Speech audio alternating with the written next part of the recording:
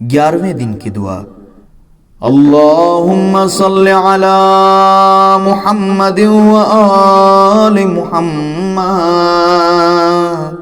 بسم اللہ الرحمن الرحیم، اللہم حبب الی فیہ الاحسان وکرہ الی فیہ الفسوق والعصیان وحرم علی فیہ السخط والنیران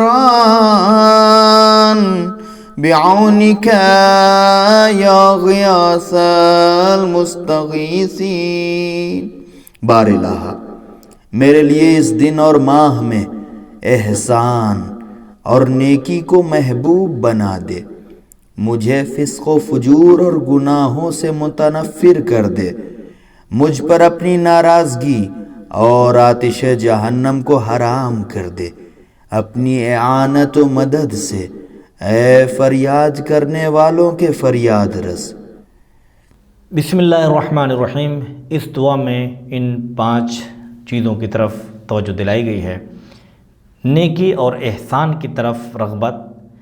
احسان تو حسن سلوک اور نیکی کے معنی میں ہے، اگرچہ احسان کا اصل معنی یہ ہے کہ کسی کی ضرورت کو اس کے اظہار کرنے سے پہلے دور کر دینا۔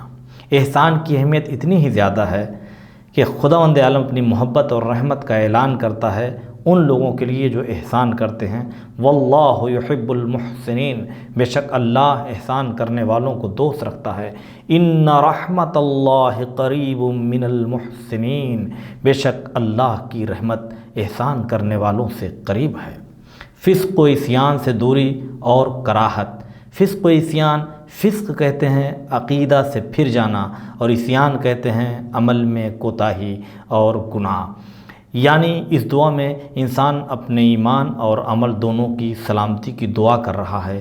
گناہ سے دوری جتنی زیادہ بڑھتی جائے گی، انسان اتنا زیادہ اللہ سے قریب ہوتا چلا جائے گا، اور گناہ سے نفرت عصمت کی صفت سے قریب ہے، چونکہ معصوم گناہ سے نفرت کرتا ہے، معصوم گناہ کی حقیقت کو سمجھتا ہے، اور حقیقت کو سمجھنے کی وجہ سے اسے اتنی زیادہ اسے کراہت اور نفرت ہے کہ کبھی بھی معصوم گناہ کے قریب نہیں جاتا۔